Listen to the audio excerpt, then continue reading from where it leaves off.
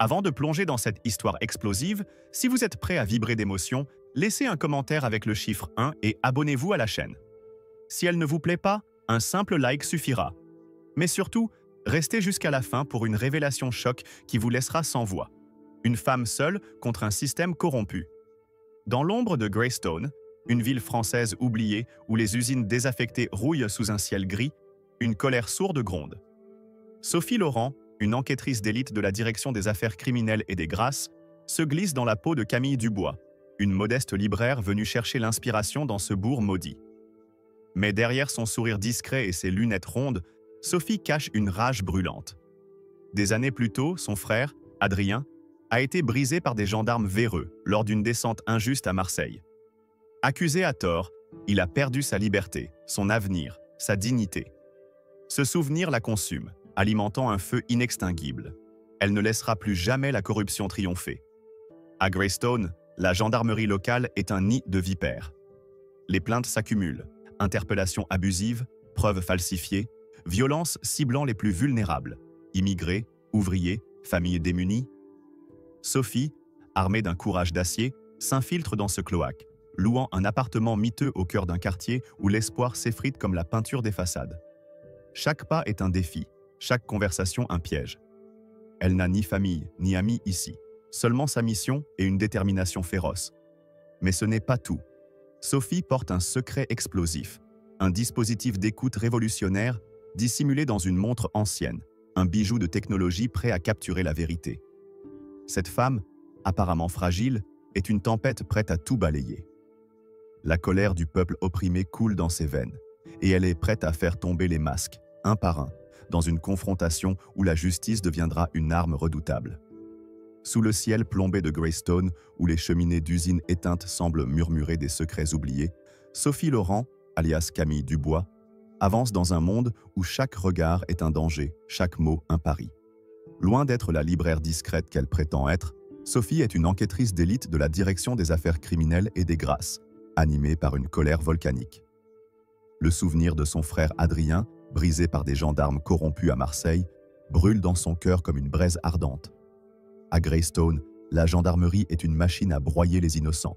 Interpellations arbitraires, preuves fabriquées, violences ciblées contre les immigrés et les ouvriers. Sophie, avec une détermination d'acier, s'est jurée de démanteler ce système pourri. Mais ce n'est pas une croisade naïve, c'est une guerre calculée, où chaque pas est une danse sur le fil du rasoir. Loin des projecteurs, Sophie orchestre l'opération Aurore, une mission secrète ordonnée par le ministère de la Justice pour faire tomber la gendarmerie de Greystone. Elle s'installe dans un appartement exigu, aux murs tachés d'humidité, dans un quartier où les rires d'enfants se mêlent à l'odeur âcre du désespoir. Elle conduit une vieille Peugeot 206, achetée pour une poignée d'euros, éraflée et ternie, parfaite pour se fondre dans le décor. Chaque matin, elle s'arrête au café du coin, le vieux moulin, où les habitués murmurent leurs plaintes contre les gendarmes. Sophie écoute, note, analyse. Elle tisse un réseau invisible, gagnant la confiance des habitants. Une caissière épuisée, un mécanicien désabusé, une grand-mère dont le petit-fils a été arrêté sans raison. Chaque histoire alimente sa rage, une indignation qui menace d'exploser mais qu'elle contient, car le moment n'est pas encore venu. Pour capturer la vérité, Sophie dispose d'un arsenal technologique digne d'un film d'espionnage. Sa montre ancienne, un héritage de sa grand-mère, dissimule un micro NSA capable d'enregistrer des conversations à 15 mètres dans un brouhaha. Sa Peugeot est équipée de caméras cachées, une dans le rétroviseur, une dans le tableau de bord, une dans le coffre, prête à immortaliser chaque geste suspect. Mais ce n'est pas tout. Sophie porte un pendentif en argent, un prototype expérimental du ministère, qui enregistre en continu et transmet les données à une équipe d'EOJ à Paris via un signal crypté. Ce bijou, à la fois élégant et mortel, est son arme secrète, un symbole de sa double vie. Une façade fragile cachant une force implacable. Son enquête commence dans l'ombre. Elle observe les gendarmes James Carter et Ethan Brooks, les piliers d'un système corrompu. Carter, un vétéran au visage buriné et au sourire narquois, est le cerveau. Il connaît chaque faille du système, chaque astuce pour transformer une interpellation en profit.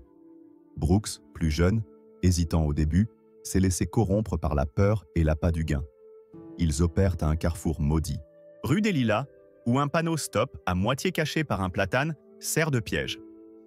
Ils ciblent les voitures usées, les conducteurs fatigués, surtout les immigrés et les pauvres, ceux qui, selon Carter, n'ont ni avocat ni voix. Une fois arrêtés, les victimes sont accusées de délits inventés, drogue, résistance, et leurs voitures se sont saisies par une entreprise de remorquage véreuse, partenaire de Carter.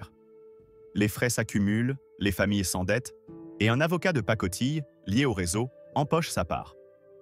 Au sommet, le chef de la gendarmerie, Raymond Holt, ferme les yeux, protégeant ses bons gendarmes en échange de leur loyauté et d'une part des profits.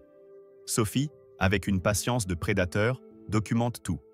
Elle enregistre des conversations dans les bars, les églises, les laveries. Elle compile les témoignages de victimes, une mère célibataire menacée, un étudiant humilié, un retraité ruiné par des frais de remorquage. Chaque récit est une goutte d'essence sur le brasier de sa colère. Mais elle sait que les preuves circonstancielles ne suffisent pas. Pour abattre ce mur de silence, elle doit devenir la proie.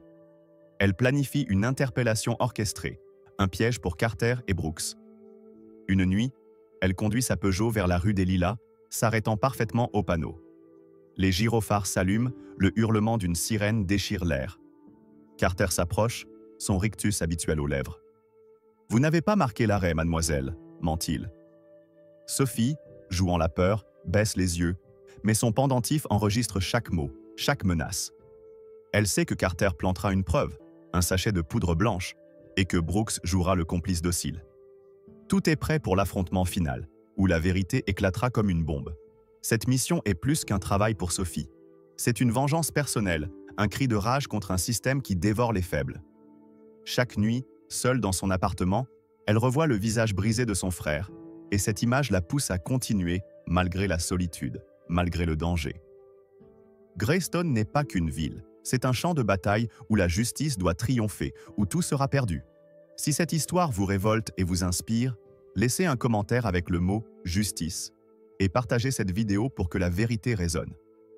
Restez connectés pour la suite, car le prochain épisode révélera comment Sophie fait tomber ce nid de corruption.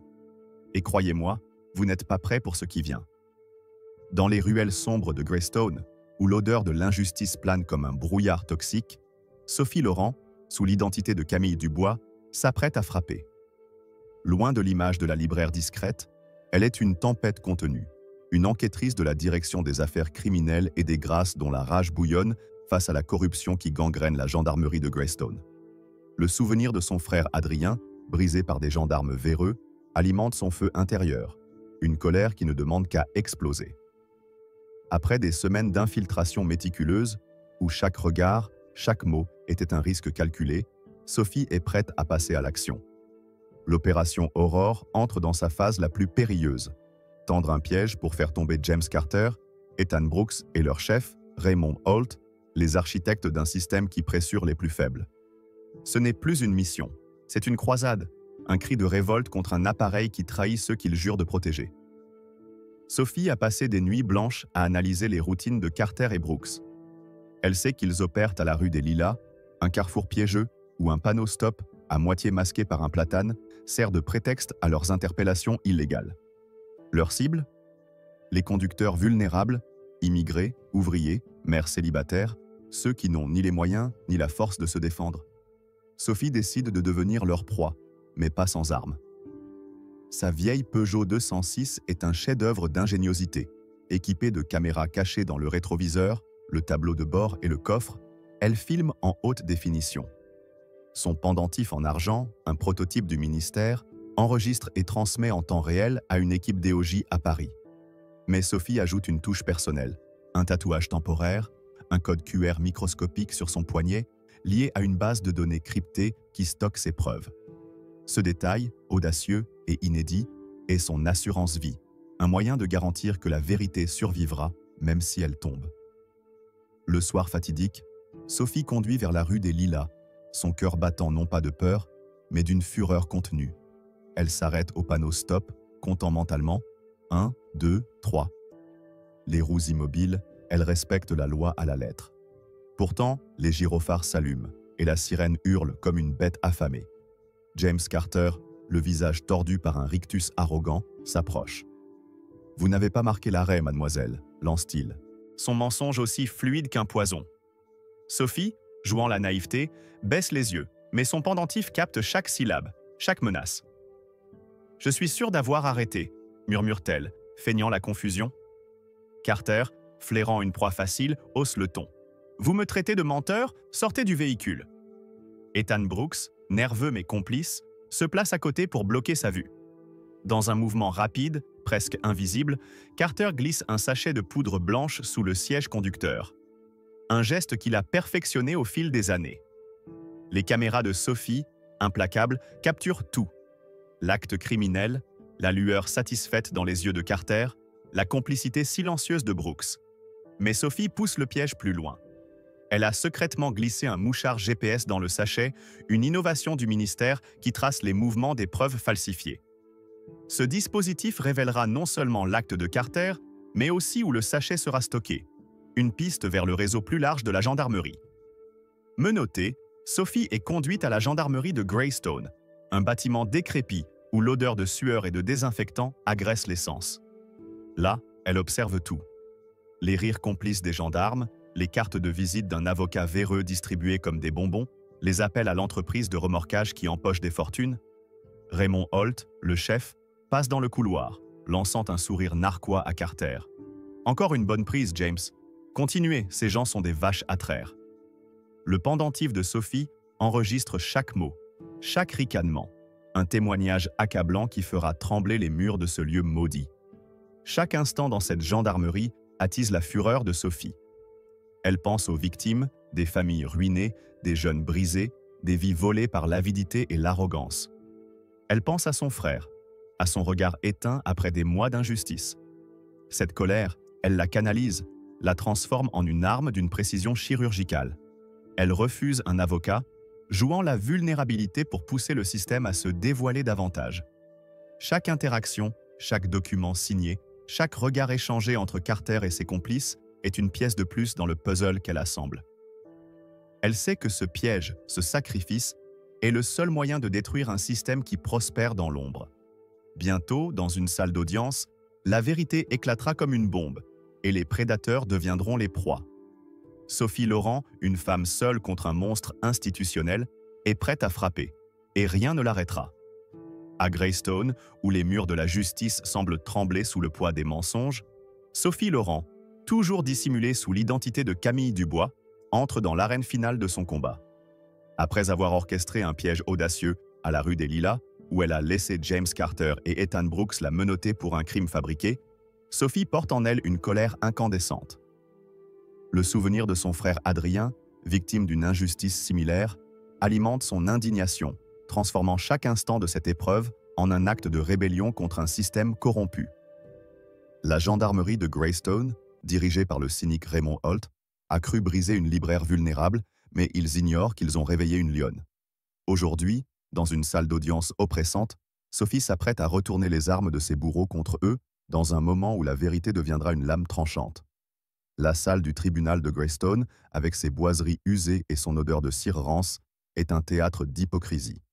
Sophie, menottée pour l'apparence, se tient dans le box des accusés face à la juge Hélène Moreau, une magistrate respectée mais usée par 30 ans de verdict. Les gendarmes Carter et Brooks, sûrs de leur impunité, témoignent avec une arrogance glaçante, décrivant une Camille Dubois résistante et coupable de possession de drogue. Le procureur, un jeune ambitieux nommé Julien Lefebvre, martèle que nul n'est au-dessus de la loi. Sophie, silencieuse, observe chaque détail. Le rictus de Carter, la nervosité de Brooks, l'indifférence de Holt dans les gradins. Sa rage bouillonne, mais elle la contient, attendant le moment précis pour frapper. Son pendentif en argent, toujours actif, enregistre les murmures de la salle, tandis que le tatouage QR sur son poignet, lié à une base de données cryptée, garantit que ses preuves sont en sécurité à Paris. Alors que la juge Moreau s'apprête à rendre son verdict, elle demande à l'accusée si elle souhaite s'exprimer. Sophie se lève, son regard perçant balayant la salle. D'un geste lent, elle sort de sa poche un étui en cuir noir qu'elle ouvre sous les néons blafards. Un insigne doré de la direction des affaires criminelles et des grâces scintille, provoquant un silence suffocant. Je ne suis pas Camille Dubois, déclare-t-elle d'une voix d'acier, brisant le masque de la libraire apeurée. Je suis Sophie Laurent, enquêtrice. Fédérale. Et ce tribunal est le théâtre d'une mascarade orchestrée par une gendarmerie corrompue. Carter blêmit. Brooks vacille. Holt, dans les gradins, semble frappé par la foudre.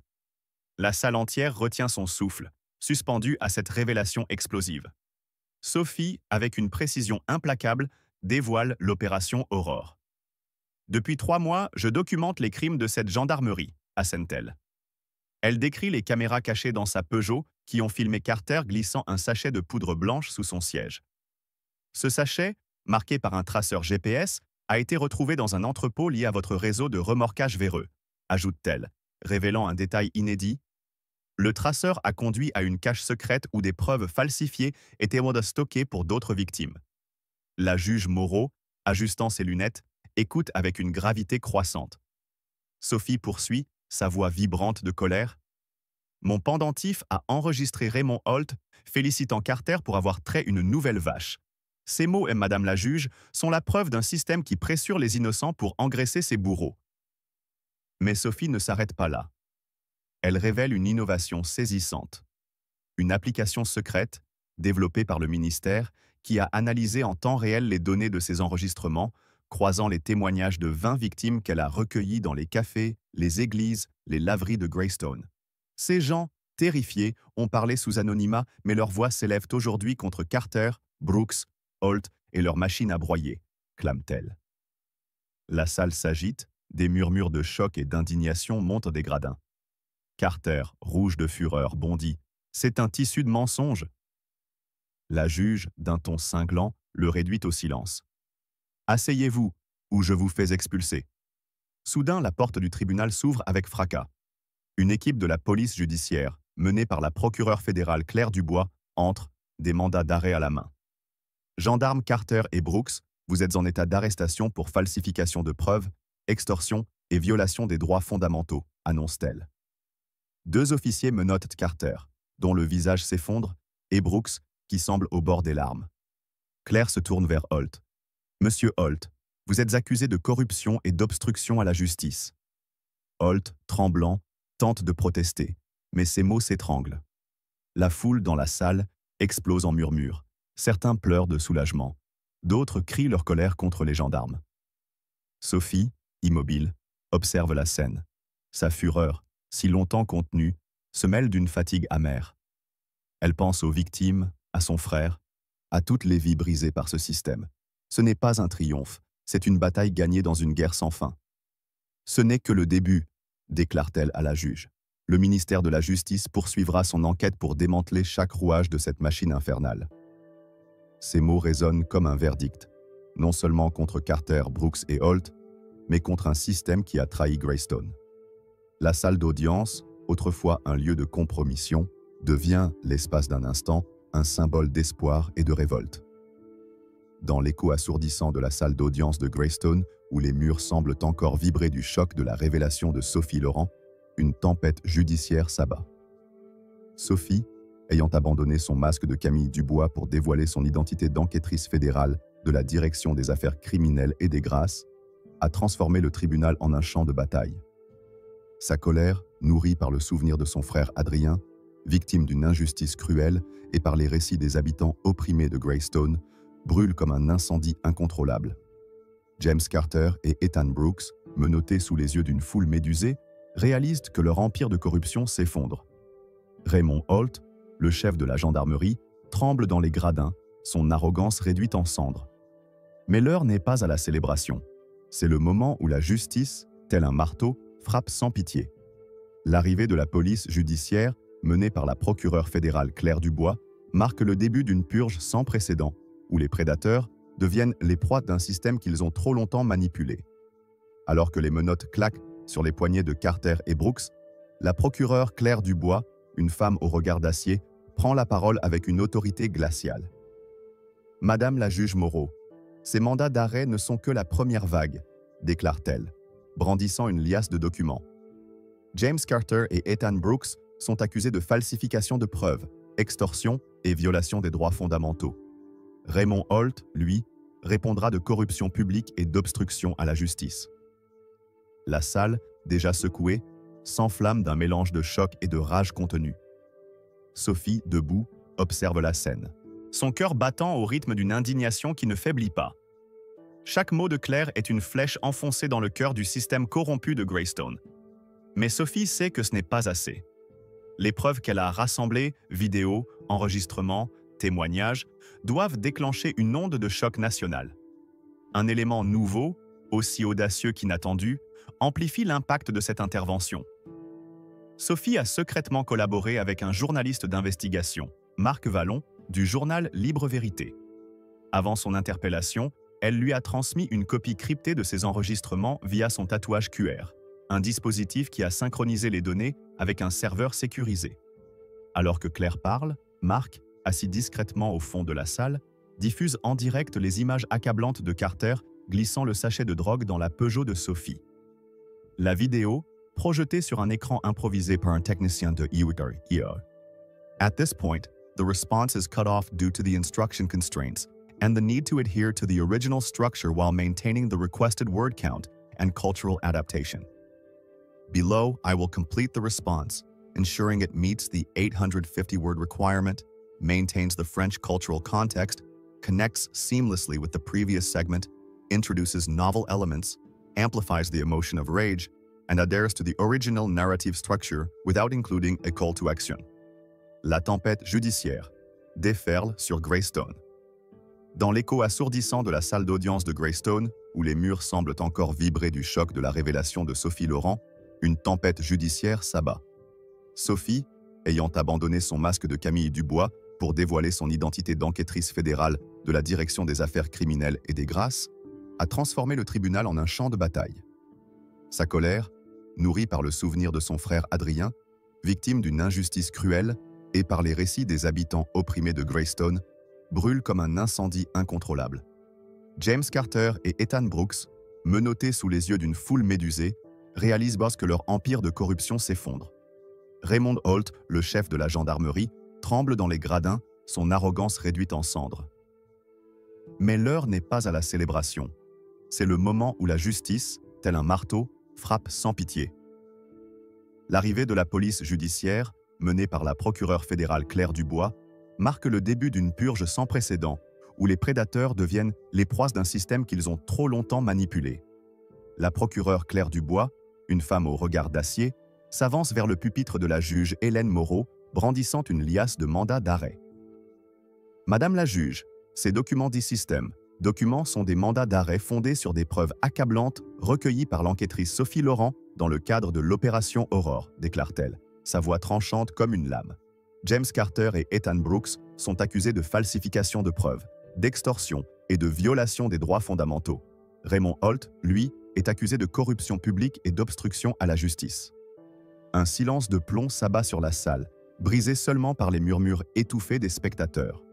Carter, le visage rouge de fureur et de peur, tente de protester, mais un regard sévère de Claire le réduit au silence. Brooks, blême, semble sur le point de s'effondrer. Holt, dans les gradins, fixe le sol, comme si la terre pouvait l'engloutir. Sophie, immobile, sent une rage bouillonnante monter en elle. Chaque menotte claquée est une victoire, mais aussi un rappel des innombrables vies brisées par ces hommes. Un coup de théâtre inattendu intensifie l'atmosphère. Sophie a secrètement collaboré avec Marc Vallon, un journaliste d'investigation du journal Libre Vérité. Avant son interpellation, elle lui a transmis une copie cryptée de ses enregistrements via son tatouage QR, un dispositif révolutionnaire qui synchronise les données avec un serveur sécurisé à Paris. Alors que Claire parle, Marc, assis discrètement au fond de la salle, active une tablette connectée à un projecteur. Une vidéo, diffusée en direct sur un écran improvisé, montre Carter glissant un sachet de poudre blanche sous le siège de la Peugeot de Sophie. La foule pousse un cri collectif, un mélange de choc et d'indignation. « C'est un scandale !» hurle une femme dans l'assistance. La juge Moreau, habituellement impassible, ajuste ses lunettes, le visage crispé par la gravité de la situation. Sophie prend la parole, sa voix vibrante d'une colère contenue mais explosive. « Ces images ne sont que la pointe de l'iceberg », assène-t-elle. « Mes caméras ont capturé chaque mouvement, chaque mensonge. Mon pendentif a enregistré Holt, ordonnant à Carter de traire les vaches pour gonfler les chiffres d'arrestation. Et grâce à un traceur GPS placé dans le sachet, nous avons découvert une cache secrète dans un entrepôt lié à l'entreprise de remorquage rempli de preuves falsifiées utilisées contre des dizaines de victimes. Elle marque une pause, laissant ces mots s'enfoncer comme des poignards. Ce n'est pas seulement une affaire de quelques gendarmes pourris. C'est un système qui prospère sur la peur et la misère des citoyens de Greystone. Un détail nouveau ajoute une dimension dramatique à la scène. Sophie révèle qu'elle a intégré un algorithme d'intelligence artificielle dans son pendentif, capable d'analyser en temps réel les voix et les comportements des suspects pour détecter les mensonges. Cet outil, développé par une équipe du ministère, a permis de confirmer la complicité de Holt dans des conversations enregistrées, renforçant les preuves contre lui. Cette innovation technologique, presque futuriste, transforme Sophie en une figure quasi mythique, une justicière armée de science et de courage. La foule, fascinée et révoltée, murmure des mots comme « héroïne » et « justice ». Même la juge Moreau semble impressionnée, ses yeux scrutant Sophie avec un mélange de respect et d'étonnement. Claire Dubois reprend la parole, son ton glacial. Ces arrestations ne sont que le début. Le ministère de la Justice, sous l'autorité du garde des Sceaux, lancera une enquête complète sur les pratiques de la gendarmerie de Greystone. Elle se tourne vers Holt, toujours tremblant. « Vous avez trahi votre serment, monsieur Holt. Vous avez transformé vos hommes en prédateurs. » Deux officiers de la police judiciaire s'approchent de Holt, qui se lève, chancelant et murmure des protestations incohérentes.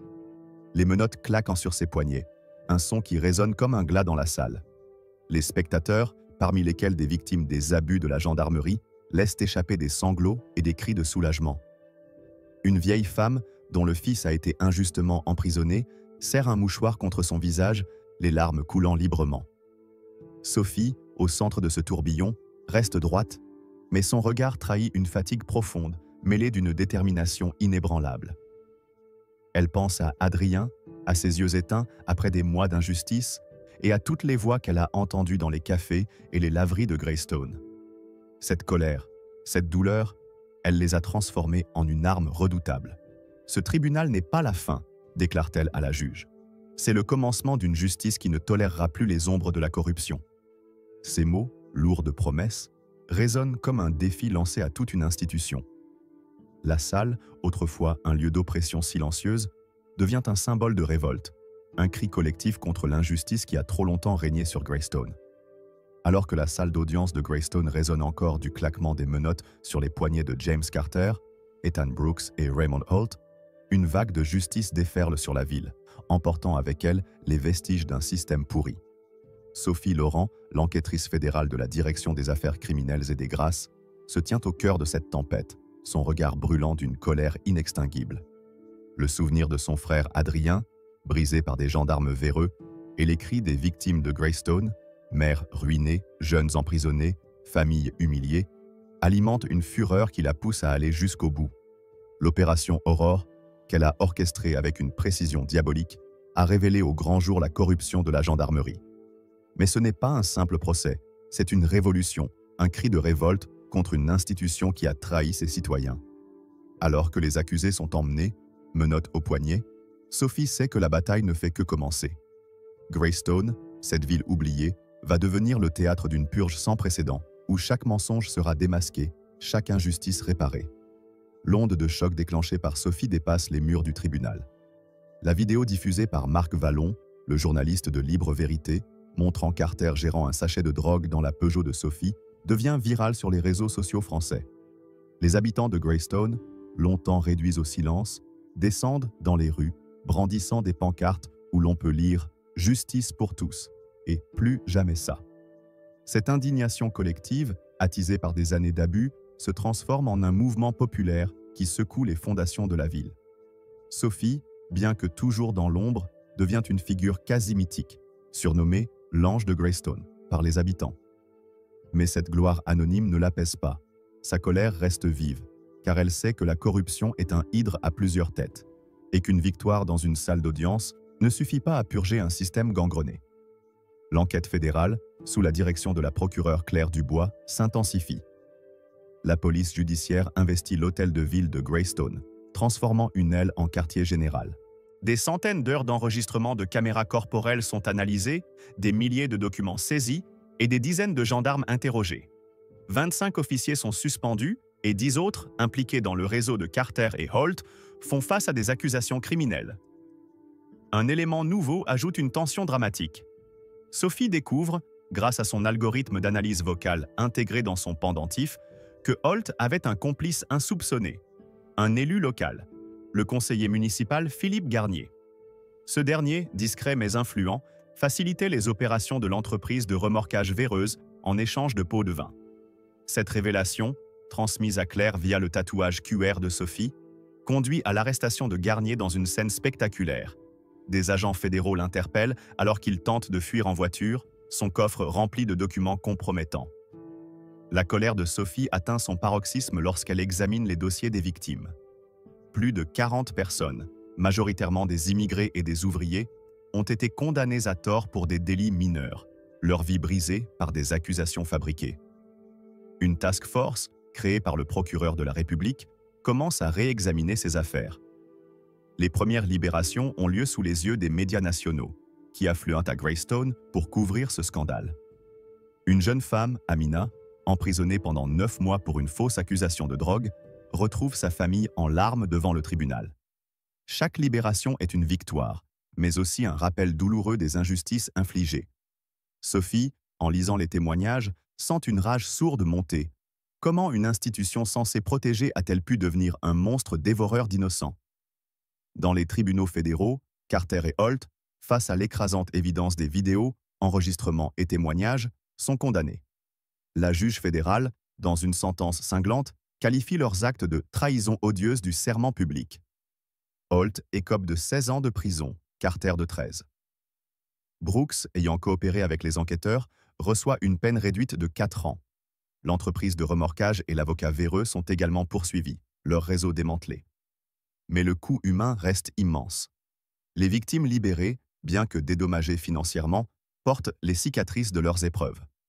Sophie, en visitant secrètement une église de Greystone, rencontre une vieille femme, Madame Dubois, dont le petit-fils a été libéré grâce à son enquête. Les larmes de gratitude de la vieille dame percent la carapace de Sophie, mais ne calment pas sa fureur contre un système qui a permis tant de douleurs. Cette purge marque un tournant pour Greystone. Un nouveau chef de la gendarmerie est nommé, sous la supervision d'un contrôleur fédéral. Les réformes s'enchaînent, formation obligatoire sur les droits civiques, transparence des arrestations et un bureau des plaintes ouvert aux citoyens. Mais Sophie sait que la corruption, comme une mauvaise herbe, peut repousser si la vigilance faiblit. Sa colère, loin de s'éteindre, se transforme en un carburant pour sa prochaine mission. Greystone n'est qu'une étape dans sa croisade contre l'injustice, un combat qui ne connaîtra pas de fin tant que des villes comme celle-ci existeront, étouffées par le poids de la corruption. Si l'histoire de Sophie et sa lutte contre l'injustice vous a ému, laissez un commentaire avec le mot « vérité » et partagez cette vidéo pour que d'autres découvrent ce combat. Ne manquez pas la suite, où Sophie s'attaque à une nouvelle mission, avec des révélations encore plus explosives qui vous couperont le souffle. Loin du tumulte des rues de Greystone, où les échos des manifestations pour la justice s'estompent doucement, Sophie Laurent se tient seule dans un bureau discret de la direction des affaires criminelles et des grâces à Paris. La tempête qu'elle a déclenchée à Greystone, l'arrestation de James Carter, Ethan Brooks, Raymond Holt et de l'élu corrompu Philippe Garnier, a ébranlé une ville entière, mais son cœur reste consumé par une colère sourde. Le souvenir de son frère Adrien, brisé par l'injustice, et les visages des victimes de Greystone hantent ses nuits. L'opération Aurore a démantelé un réseau de corruption, libéré des innocents et imposé des réformes.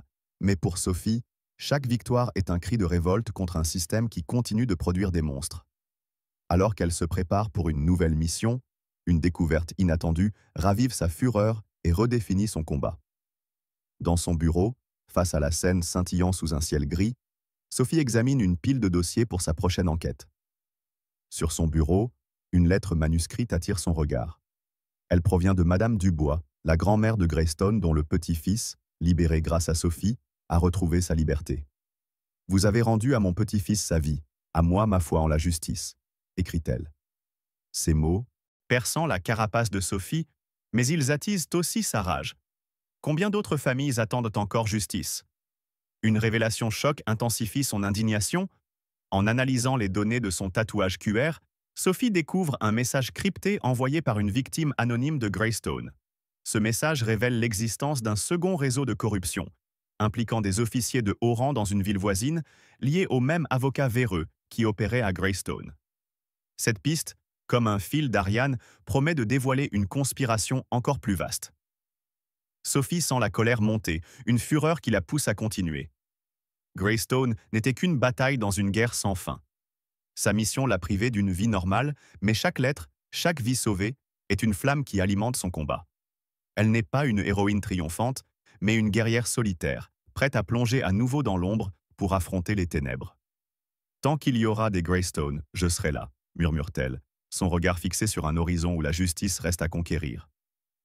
Dans l'ombre de son bureau parisien, où les dossiers s'empilent comme des monuments à l'injustice, Sophie Laurent porte encore le poids de Greystone, une ville où elle a fait tomber un empire de corruption. Sa colère, alimentée par le souvenir de son frère Adrien et des victimes brisées par James Carter, Ethan Brooks, Raymond Holt et Philippe Garnier, reste une braise ardente. L'opération Aurore a libéré des innocents et imposé des réformes, mais pour Sophie, chaque victoire n'est qu'un cri dans une guerre sans fin. Alors qu'elle se prépare à une nouvelle mission, un message crypté découvert via son tatouage QR révèle une conspiration plus vaste, liant Greystone à d'autres villes. Cette découverte ravive une fureur viscérale. Le monstre de la corruption n'est pas mort. Il se tapit encore dans l'ombre. Un élément inattendu attise son indignation. Une clé USB glissée anonymement sous sa porte contient des enregistrements d'un officier repenti de Greystone confessant l'existence d'un réseau national de gendarmes corrompus. Ce témoignage, vibrant de remords, expose un système où des officiers intouchables manipulent la justice pour leur profit. Sophie, en écoutant ces aveux, sent une rage bouillonnante monter. Comment tant d'hommes jurés de protéger ont-ils pu devenir des prédateurs? Chaque mot de l'enregistrement est une gifle, un rappel que Greystone n'est qu'un symptôme d'une maladie plus profonde. Elle serre la clé USB, déterminée à faire éclater cette vérité, coûte que coûte. La corruption, tel un cancer, ronge les institutions, prospérant dans le silence et la complicité. Mais Sophie incarne une lueur d'espoir, une flamme que ni la solitude ni le danger ne peuvent éteindre. Sa lutte est un défi à ceux qui croient le système invincible. Tant qu'un innocent souffrira, je combattrai, murmure-t-elle, prête à plonger dans un nouveau combat, un serment gravé dans son âme.